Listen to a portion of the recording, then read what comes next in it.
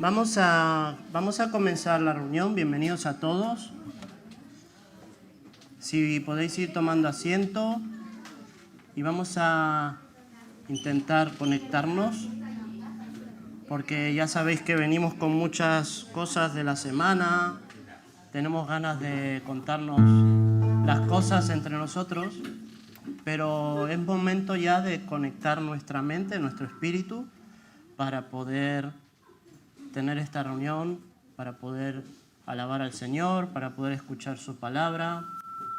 Así que os voy a pedir en este momento, mientras tocaremos una canción, que podáis buscar la presencia del Señor y tranquilizar vuestra mente y vuestro espíritu para poder estar en sintonía.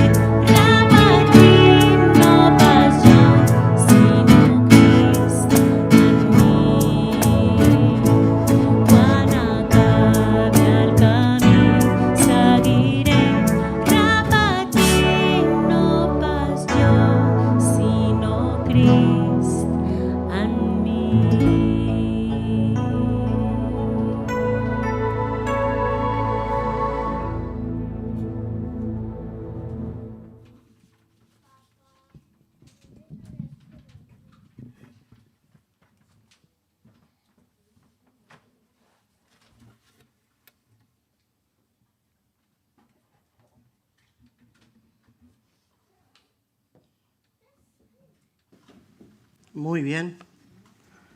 Ahora sí estáis conectados, sintonizados.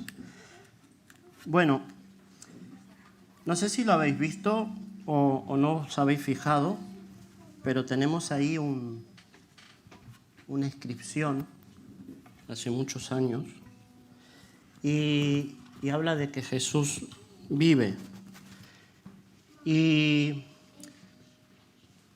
si te preguntaran quién es este Jesús, ¿qué contestarías a la pregunta? Si podrías contestar con seguridad, podrías contestar sin titubear o titubearías y dirías, bueno, Jesús, una persona que nació hace muchos años, que explicaba cosas y enseñaba. ¿Podrías dar una buena respuesta a quién es este Jesús? O sea, ¿tienes una relación con Jesús actualmente en la que podrías explicar qué es lo que ha hecho Jesús por ti y quién es Jesús y qué hace por la humanidad? Y esta pregunta de quién es este Jesús, Jesús se la hizo a sus discípulos. Le preguntó que quién dice que los hombres que soy. Y esto está en el capítulo 16 de Mateo, donde vamos a ver esta pregunta y lo que contestan los discípulos.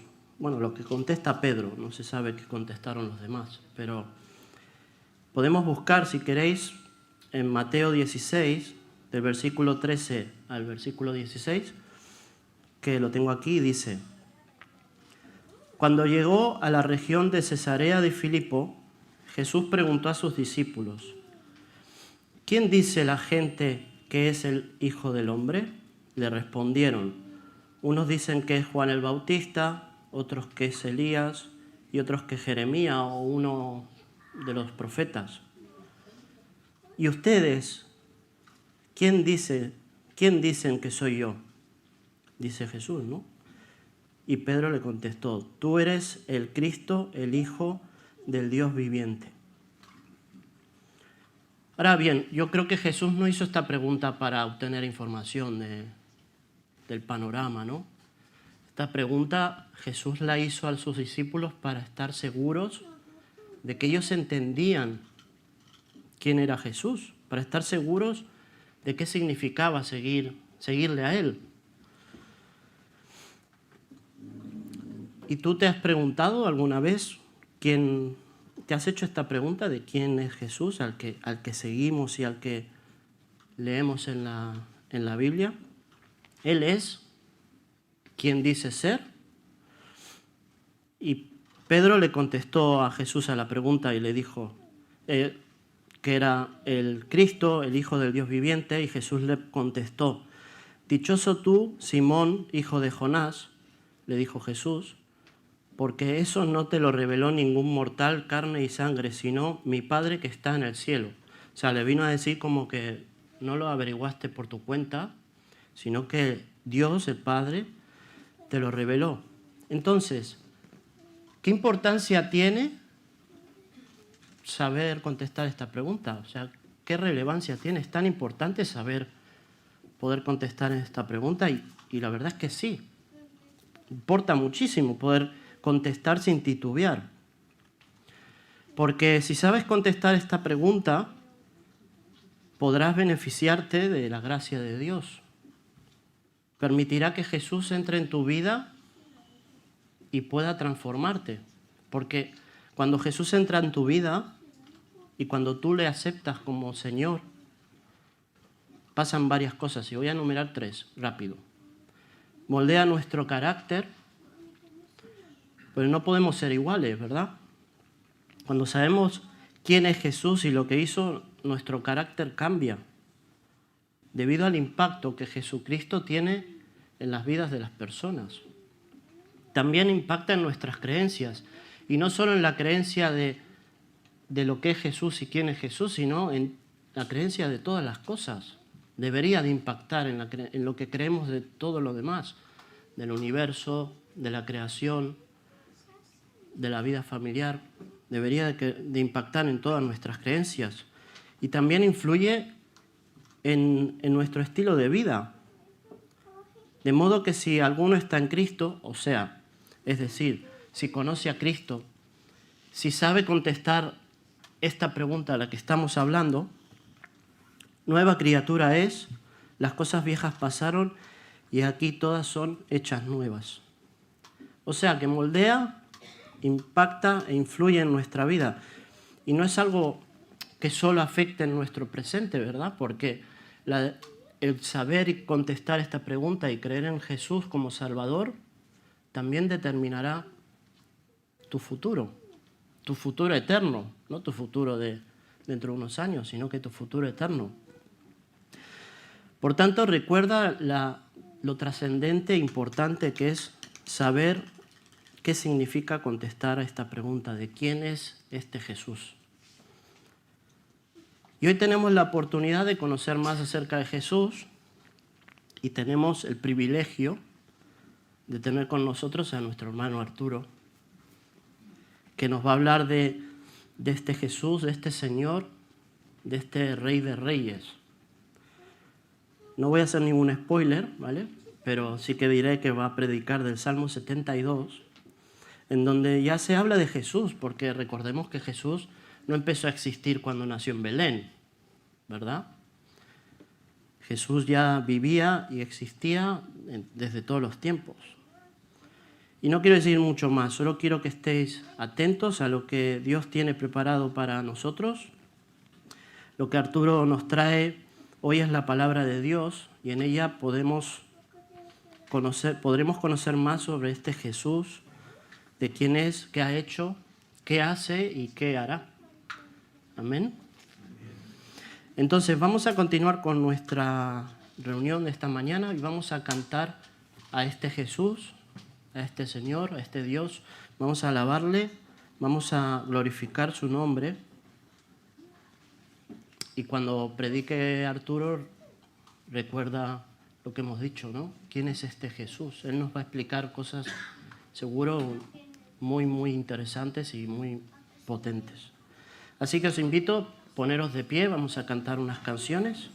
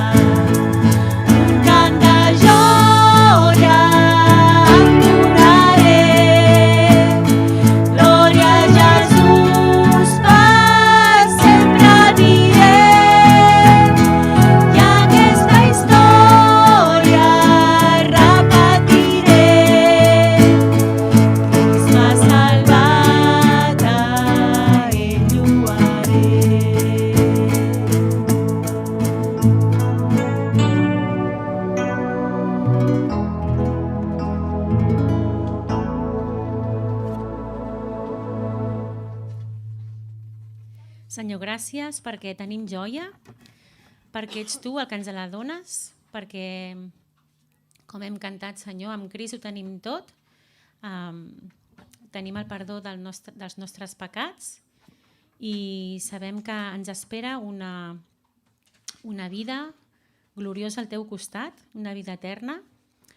Gràcies per permetre'ns venir aquí, a casa teva, de reunir-nos una altra vegada.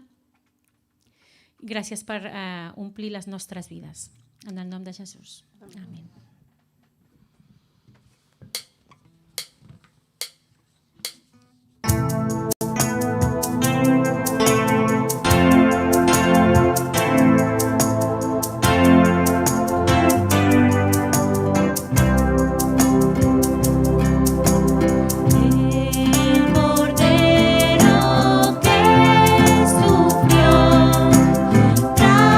Traicionado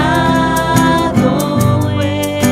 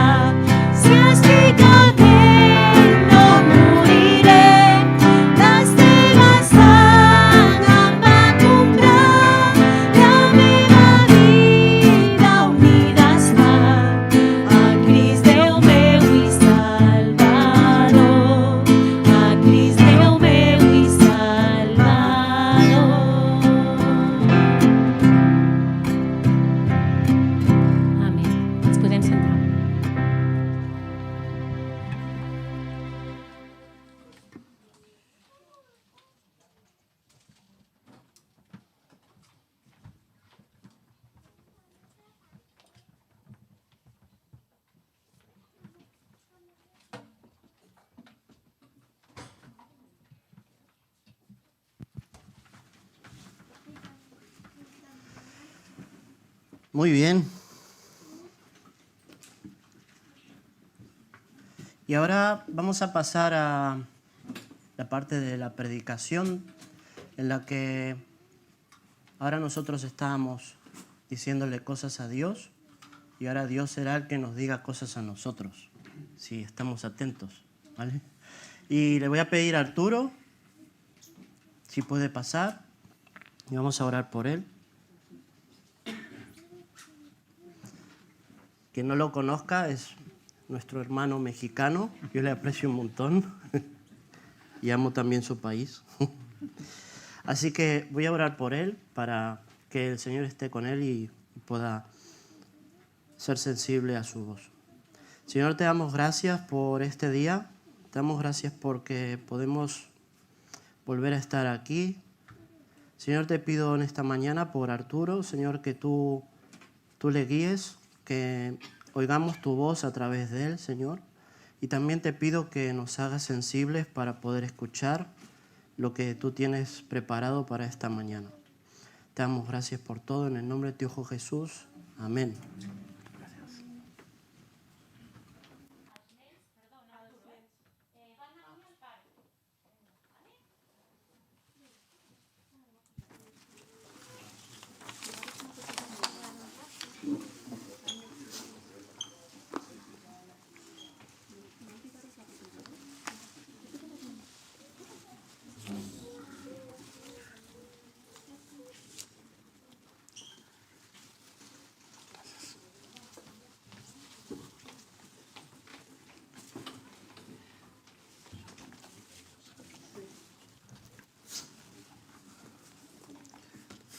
Buenos días a todos. Es para mí un privilegio estar aquí de nueva cuenta compartiendo la palabra del Señor. Siempre es bueno ver caras conocidas y bueno, tengo un cariño especial por esta iglesia. Fue en octubre del 2008, la primera vez que prediqué aquí y fue la primera vez también que prediqué aquí en Cataluña. Entonces siempre es un motivo especial el volver a ver hermanos que me han ayudado en la senda de la fe y me han ayudado a crecer también en santidad. Y bueno, el día de hoy estaba meditando en este salmo en estas semanas anteriores y es un salmo que escribe el rey David dirigido para Salomón. Siempre es bueno poner el libro en su contexto y el libro de los salmos realmente es un compendio de libros. Está dividido en 5 secciones y así como Moisés nos entrega 5 libros de la ley, David nos entrega 5 libros que es una meditación en adoración de esta ley, ¿sí? Vemos la vida de David una y otra vez en este libro, desde el comienzo de su reinado hasta el final, y realmente se fusiona con lo que viene siendo la historia de Israel y la historia bíblica. Es un libro donde podemos encontrar empatía, es un libro donde vemos emociones, donde vemos acciones, reacciones. Vemos preguntas, ¿dónde estás, oh Señor? ¿Por qué me has abandonado? Y realmente este libro es una pequeña Biblia. Es una anatomía de todas las partes del alma y por lo tanto, también al ser palabra de Dios, tiene relevancia para nosotros el día de hoy.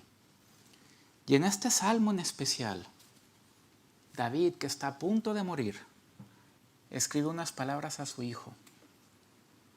Y le escribe estas palabras diciendo, el rey que vendrá tendrá esta descripción.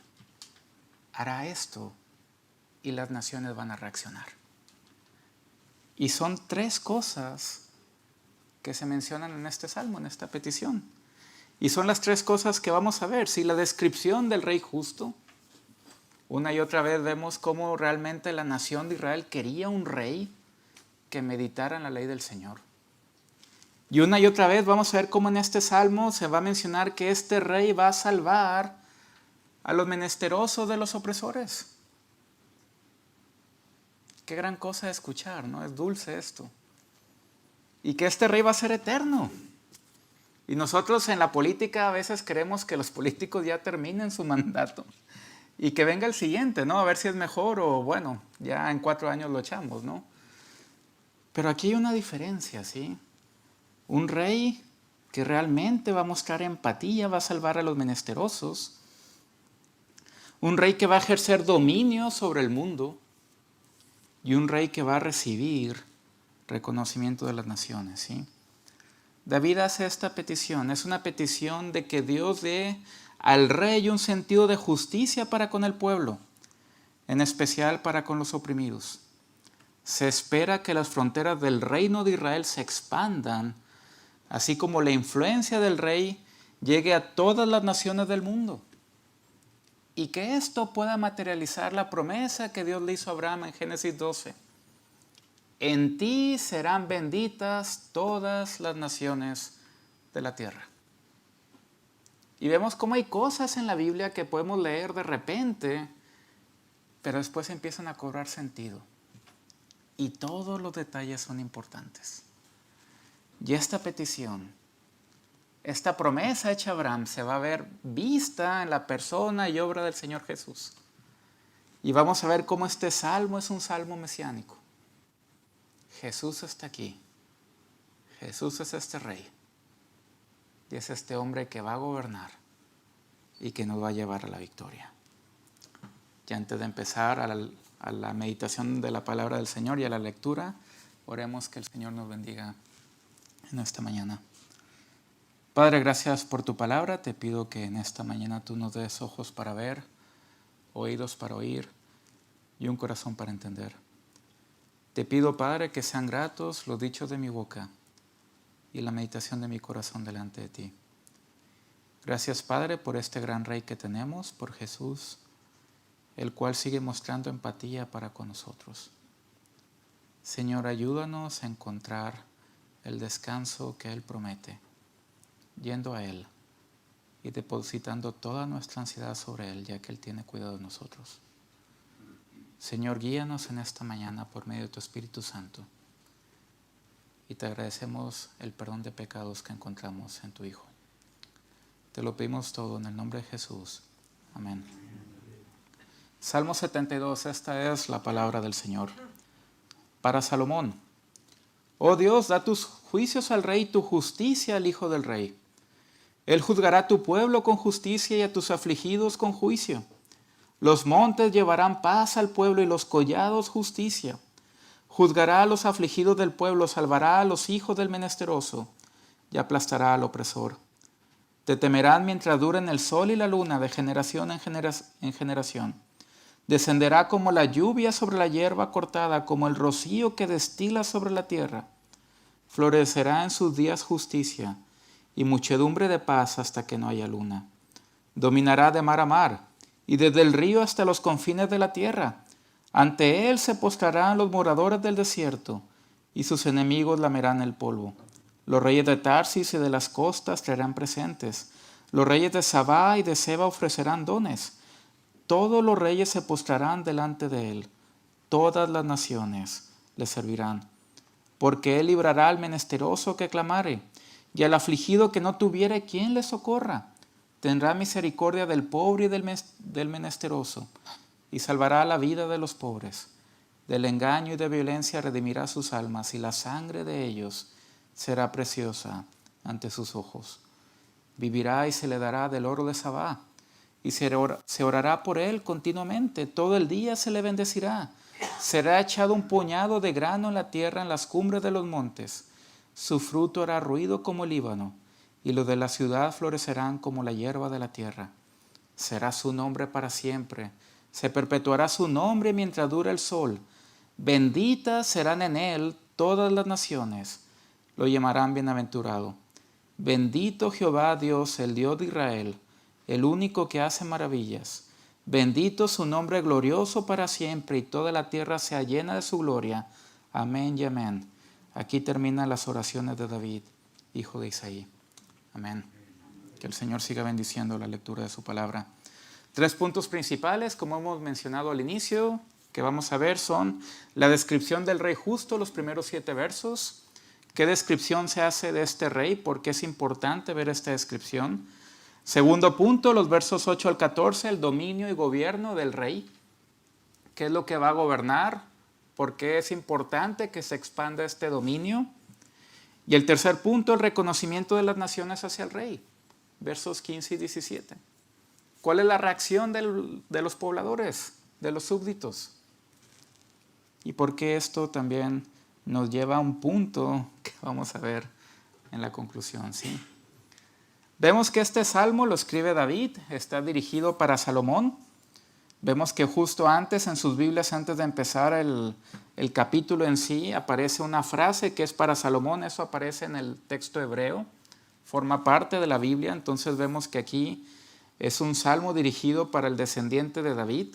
Dios había hecho un pacto con él de que uno de sus descendientes iba a ser un gran rey que iba a gobernar para siempre, ¿sí? Y David le escribe a su hijo haciendo una conexión con ese pacto.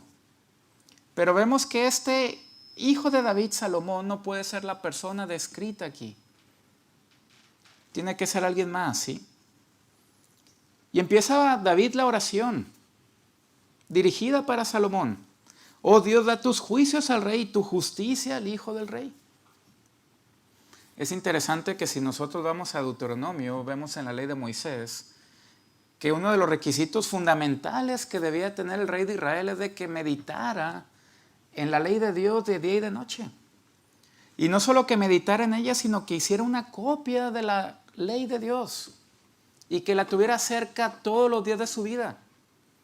¿Por qué? Porque si el rey medita en esta ley, no se va a alzar sobre sus hermanos. Y vemos aquí otra vez que David hace este énfasis. Este hombre que conoce la ley de Dios al dedillo. Por eso vemos una y otra vez cómo David escribe en los salmos acerca del evento del Éxodo, acerca de la creación, que Dios creó las cosas de la nada. Por el poder de su palabra hizo los cielos y la tierra.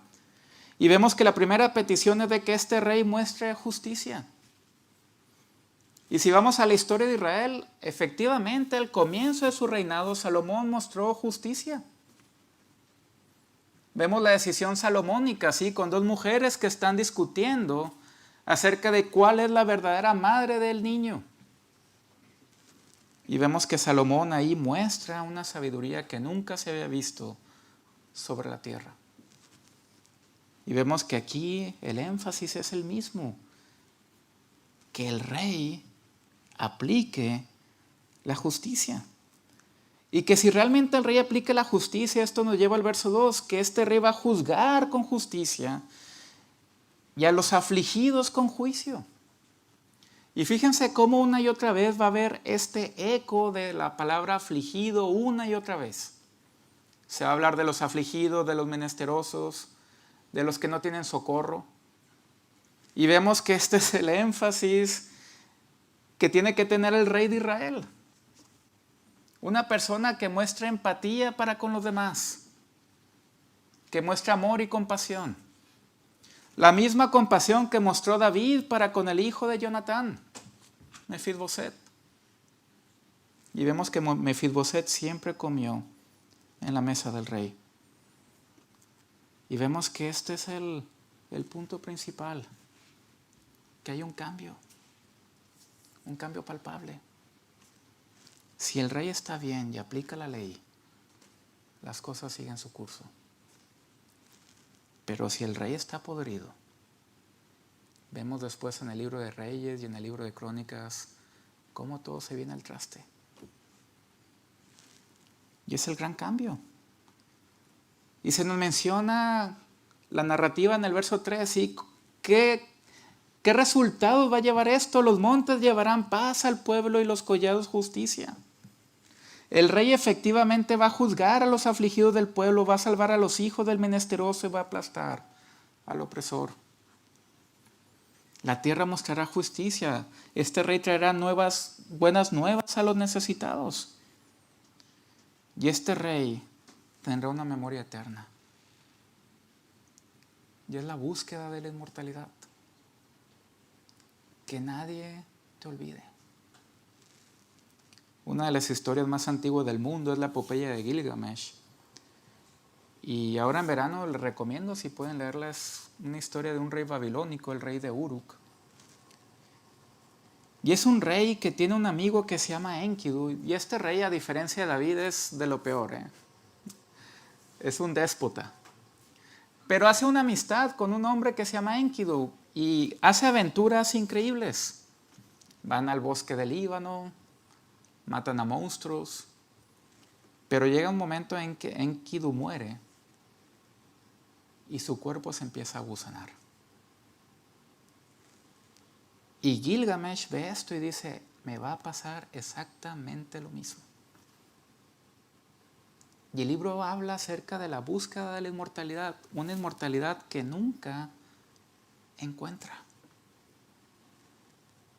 Y él muere. Pero aquí vemos algo completamente diferente. Que este rey, si realmente aplica justicia, que si realmente lleva buenas nuevas a los necesitados, ayuda a los afligidos, este rey va a ser temido mientras duren el sol y la luna de generación en generación. Su memoria va a estar. Él va a estar presente. Estos actos van a descender como el rocío que destila sobre la tierra. Florecerá en sus días justicia y muchedumbre de paz hasta que no haya luna. La eternidad. La eternidad de ese pacto que Dios hizo con David, que su descendencia estaría sentada en el trono de generación en generación. Y David empieza a escribir a este rey. Pero ¿qué pasa? Que nosotros conocemos la historia. Y tristemente, ¿quién fue uno de los peores reyes de Israel? Salomón. Y por él se dividió el reino. Y cuando el reino se divide, empieza la Biblia a mencionar acerca del exilio inminente. El castigo de Dios. Los asirios van a venir, los babilonios van a venir. Pero Dios habla por medio de Isaías. Y fíjense la ilustración que vemos en Isaías. Y cómo a pesar de que el exilio es inminente, el eco de este gran rey sigue estando presente. La manifestación, ¿sí? Y en el capítulo 11 de Isaías, a pesar de que es inminente el asedio asirio que va a venir, Isaías empieza a profetizar y a predicar lo siguiente, Isaías 11. Saldrá una vara del tronco de Isaí y un vástago retoñará de sus raíces. Y reposará sobre él el espíritu de Jehová, espíritu de sabiduría y de inteligencia, espíritu de consejo y de poder, espíritu de conocimiento y de temor de Jehová. Y le haré entender diligentemente en el temor de Jehová, no juzgará según la vista de sus ojos, ni arguirá por lo que oigan sus oídos. Vemos que es un rey que va a juzgar. Un rey que va a conocer al Señor, un rey que va a tener el Espíritu de Dios sobre él. Un rey que va a juzgar de acuerdo a la ley. Verso 4, sino que juzgará con justicia otra vez a los pobres. Y arguirá con equidad por los mansos de la tierra y herirá la tierra con la vara de su boca y con el espíritu de sus labios y matará al impío. Sigue manifestándose esta idea. Isaías 61, si el Espíritu de Dios está sobre mí porque me ungió Jehová, me ha enviado a predicar buenas nuevas a los pobres. Esta es la descripción. Y vemos que esta descripción no puede ser de Salomón. Tiene que ser alguien más. Tiene que ser alguien más. Alguien eterno. Alguien que realmente pueda traer justicia y paz al mundo. Y esto nos lleva al punto 2. Hemos visto la descripción, esto nos lleva ahora al dominio y gobierno de este rey, ¿sí? Fíjense en el verso 8. Este rey va a dominar de mar a mar y desde el río hasta los confines de la tierra. Una y otra vez vemos cómo en Génesis, en el capítulo 12, nos describen unos ríos. Y si vemos los ríos en un mapa, realmente vemos que son el Nilo en Egipto, el Éufrates y el Jordán. Y es el río, en esos ríos que convergen estaba el paraíso. Y una y otra vez vemos cómo en la Biblia vemos que la idea de Dios es de que la descendencia de Abraham vuelva a la tierra prometida. ¿Por qué? Porque ahí estaba el paraíso. Ahí estaba el jardín del Edén. Y en Génesis 15 vemos que Dios hace un pacto con Abraham. Y en el verso 18 del capítulo 15 se nos menciona que en ese pacto la descendencia de Abraham va a poseer desde el río Nilo hasta el río Éufrates, la tierra prometida. Y esa cuestión vuelve a hacer eco, ¿sí? En Éxodo capítulo 23, verso 31, se nos vuelve a mencionar la importancia de la tierra prometida. Y fijaré tus límites desde el mar Rojo hasta el mar de los Filisteos y desde el desierto hasta el Éufrates. Y David efectivamente es la persona que conquista ese territorio que Dios había prometido a Abraham. David conquista lo que no pudo llevar a cabo Josué. Y las promesas de Dios en los días de Salomón son sí y amén. Y la obediencia debería de ser algo sencillo. Dios ha cumplido su palabra. La descendencia de Abraham está ahí. Es una tierra donde fluye leche y miel. No falta absolutamente nada. El Dios que lo controla todo, el Dios creador del universo está ahí. Salomón incluso edifica el templo. La presencia de Dios va a estar ahí prometida. Pero vemos que se nos menciona la extensión del territorio. Pero fíjense que aquí en el Salmo 72 ya no hay un límite geográfico. Vemos que en el verso 8 se nos menciona que este rey va a dominar de mar a mar, hasta los confines de la tierra. Y después, ¿qué es lo que pasó? El reino se dividió con Salomón, vino al exilio, pero vuelven a aparecer los profetas. Y así como apareció Isaías, ahora hay un hombre que se llama Zacarías. Y fíjense lo que Zacarías menciona en Zacarías capítulo 9, versos 9 y 10. Habla acerca del rey y del futuro de Sión. Alégrate mucho, hija de Sión, da voces de júbilo, hija de Jerusalén. He aquí tu rey vendrá a ti, justo, otra vez la idea del rey justo y salvador, humilde y cabalgando sobre un asno, sobre un pollino hijo de asna. Y de Efraín destruiré los carros y los caballos de Jerusalén y los arcos de guerra serán quebrados. Y este rey hablará paz a las naciones. Y su señorío será de mar a mar y desde el río hasta los fines de la tierra. Este rey va a venir. Y este rey va a gobernar. Y este rey no solo va a venir y va a gobernar y va a dominar todo, sino que va a pasar, verso 9, ante él se postrarán los moradores del desierto y sus enemigos lamerán el polvo. Y esta es una frase que vemos en Génesis 3. Lo que pasa con la serpiente cuando es condenada. Va a lamer el polvo. Se van a postrar. Y todos los reyes de la tierra, Tarsis, Sabá y Seba, ofrecerán dones. Todos los reyes se postrarán delante de él, todas las naciones le servirán. Vemos cómo este salmo ya presenta una idea escatológica del final de los tiempos. Este rey que está a punto de venir, que se está manifestando, que ya empieza a aparecer en los profetas. Vemos cómo la Biblia empieza a hablar con una sola voz. Hay una unidad teológica detrás de todo esto. Y este rey se empieza a manifestar. Este rey va a venir. Prepárense, naciones. Pero se vuelve a enfatizar algo. Algo que hemos visto una y otra vez. La idea de los pobres, afligidos y menesterosos. Y fíjense cómo es bien curioso, justo después de mencionar esta gran idea de este rey que va a dominar de mar a mar, aparece en el verso 12 y 13 lo siguiente. Porque él librará al menesteroso que clamare y el afligido que no tuviere quien le socorra.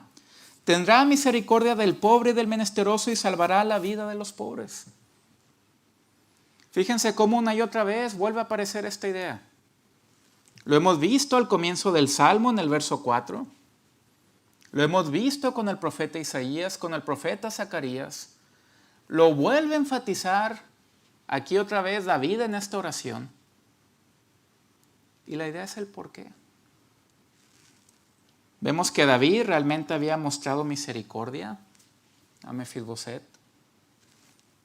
David, este gran rey que nunca pierde ninguna sola batalla, el capitán invicto del ejército de Dios, vuelve a hacer esta petición. Que este rey realmente libre al menesteroso que clamare, y al afligido y al pobre que no tenga absolutamente nada. Una de las imágenes que recuerdo desde que era muy pequeño, mi madre fue maestra de niños ciegos en México. Y me acuerdo que nos llevaba y yo jugaba con los niños con un balón con campanas. Y siempre me impactaba, ¿no? O sea, aprendían a tocar acordeón, el piano, a cantar. Mi madre les enseñaba a leer, usar el bastón. Y siempre me quedó siempre sentí una sensibilidad especial hacia ese grupo de personas. Porque realmente el perder la vista es algo sumamente triste y es algo esencial para nuestras vidas en el día a día. Y meditando en este salmo y pensando en cómo realmente vemos que los detalles siempre son importantes, hay un texto que me impactó. Y este texto se encuentra en Marcos capítulo 10. Y es increíble cómo en los evangelios vemos a veces a los apóstoles despistados. Estos hombres que están con el Señor, que ven milagros impresionantes, a veces no pillan la idea. Y tiene que ser una mujer que es divorciada la que reconoce a Jesús como el Mesías. Tienen que ser a veces las personas más miserables las que realmente captan la idea. Pero en Marcos 10, a partir del verso 46, fíjense cómo este texto nos lleva al Salmo 72. Entra en escena un hombre que se llama Bartimeo. Y se nos menciona que están en la zona de Jericó, un territorio que conocemos por la historia de Josué, ¿sí? Entonces vinieron a Jericó, y al salir de Jericó él y sus discípulos y una gran multitud, Bartimeo el ciego, hijo de Timeo, estaba sentado junto al camino mendigando. Vemos que esto no es nuevo. Realmente, tristemente, las personas que tienen esta incapacidad, pues desde la antigüedad tienen que mendigar, son pobres. A veces, tristemente, llegan a un nivel de angustia muy fuerte. Y este hombre escucha, no ve. Escucha que era Jesús Nazareno. ¿Y qué es lo que empieza a gritar? Jesús, hijo de David, ten misericordia de mí. Y este hombre que no ve, tiene fe. Y ve por la fe. Y sigue lo que ha escuchado. Ha escuchado de Jesús. Empieza a decir que Jesús es el hijo de David. ¿Y qué vimos en el Salmo 72? Que este gran rey iba a mostrar misericordia al menesteroso que clamare por él.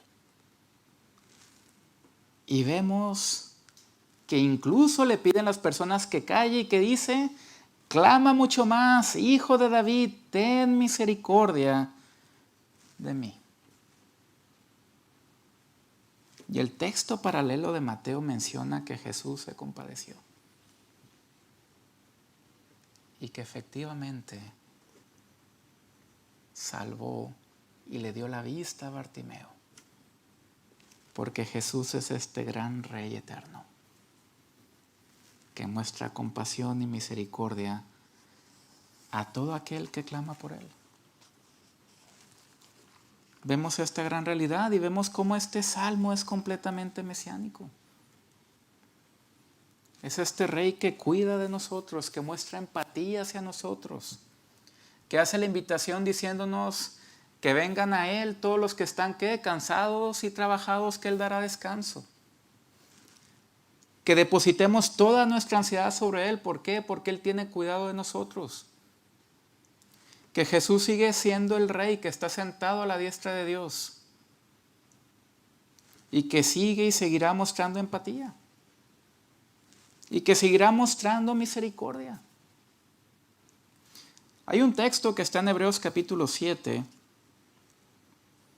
donde el autor de Hebreos menciona la función que sigue haciendo Jesús el día de hoy.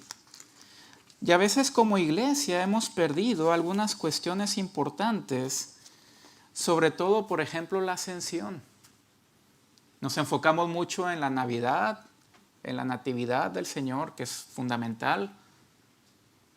El Rey del universo se encarna, ¿sí?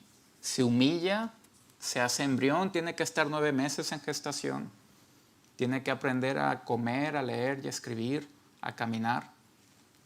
Nos enfocamos también mucho en la Semana Santa, en la pasión del Señor, que es algo fundamental para nuestras vidas, de que Cristo realmente murió y resucitó, como lo cantamos el día de hoy. Pero hemos dejado de lado a veces la ascensión, que 40 días después de resucitar, Cristo subió a los cielos. Y a veces pensamos que subió y está ahí sentado. Pero el autor a los Hebreos menciona lo siguiente. El autor de los Hebreos presenta a Jesús mejor que Moisés, mucho mejor que los ángeles. Y llega al capítulo 7 y presenta que Jesús es este sacerdote mejor que Aarón. Y fíjense cómo dice en el 7 a partir del verso 24 de Hebreos. Mas este Cristo, por cuanto permanece para siempre, tiene un sacerdocio sin cambio, inmutable. Por lo cual, y el verso 25 es fundamental, por lo cual que Cristo también puede salvar perpetuamente a los que por Él se acercan a Dios, viviendo siempre para interceder por ellos. Y fíjense el uso de los verbos. ¿Qué hizo Cristo ayer? Salvó. ¿Qué hace hoy? Salva. ¿Qué hará mañana? Salvará. ¿Qué hizo Cristo ayer? Intercedió. ¿Qué hace hoy? Intercede. ¿Qué hará mañana? Intercederá. Y esta es la función. Cristo sigue estando activo. Sigue siendo ese Rey sacerdote que salva a los menesterosos. Otra cuestión sobre el punto 2. Hemos hablado del exilio, que después de Salomón hubo realmente un desastre que vemos en la Biblia. Y cuando el pueblo de Dios va al exilio, empieza a hacer traducciones de la Biblia en arameo, sobre todo después de la época de Nabucodonosor. Y los que hacen estas traducciones, curiosamente, en el verso 1 añaden una palabra que cambia la perspectiva de cómo leemos este salmo. Y los traductores que hacen algo que se llama el Targum dice así el verso de acuerdo al Targum. Verso 1 del Salmo 72. Oh Dios, da tus juicios al Rey y tu justicia al Hijo del Rey, Mesías. Y aquí está la persona de Jesús. Es este Rey que viene, que es descrito de tal forma y que gobernará de mar a mar. Y esto nos lleva al tercer punto, el reconocimiento nuestro hacia Él. ¿Cómo debemos responder a Él? Verso 15. Vivirá y se le dará del oro de Sabá y se orará por Él continuamente. Todo el día se le bendecirá. Y es increíble cuando vemos nosotros las historias de las misiones. Y cómo de acuerdo al movimiento de rotación de la tierra, aquí estamos alabando al Señor y 7 horas después en México y en Centroamérica alabarán al Señor. Y no pasa un solo minuto en el mundo donde el nombre de Jesús no sea alabado en algún rincón de la tierra. Y vemos que realmente se ora por Cristo. Todo día se le bendice, ¿sí? Será echado un puñado de grano en la tierra, en las cumbres de los montes, su fruto hará ruido como Líbano. La semilla de mostaza. Esta semilla que Jesús vino a plantar y este fruto que está floreciendo como la hierba de la tierra. El nombre de Cristo será perpetuo, será para siempre. Se perpetuará su nombre mientras dure en el sol. Benditas serán en él todas las naciones, la llamarán bienaventurado. Ahí está. Ahí está Cristo manifestándose. ¿Y cuál es nuestra reacción? Y aquí está la clave. De acuerdo a cómo reaccionamos, podemos vivir de acuerdo a las promesas de este salmo. Y se nos presentan las opciones. Y se nos presentan las promesas. Y nosotros podemos apropiarnos de ellas por fe. Y terminar diciendo como el salmista: bendito Cristo, el Dios de Israel, el único que hace maravillas. Bendito su nombre, glorioso para siempre. Y toda la tierra se llena de su gloria. Amén y amén. Esta es la invitación. Que esta pueda ser tu respuesta, sabiendo que el Rey está y que realmente le importas. Amén. Oremos. Padre, gracias por tu palabra y te pido que realmente tú nos sigas transformando. Te pido en especial por esta iglesia que siga siendo luz y sal aquí en Vilazar y que sea un punto que siga llevando más hijos a tu gloria. Señor, sé con nosotros, ayúdanos a ver que Cristo sigue siendo nuestro Rey y que sigue siendo alguien que nos libera, nos ayuda y que cada vez que clamamos Él nos escucha y nos quita las aflicciones. Señor, sé con nosotros en esta semana que comienza, que podamos realmente ser fortalecidos en la fe, sabiendo que realmente tú tienes cuidado de nosotros. Te lo pedimos todo en el nombre de tu Hijo Jesús.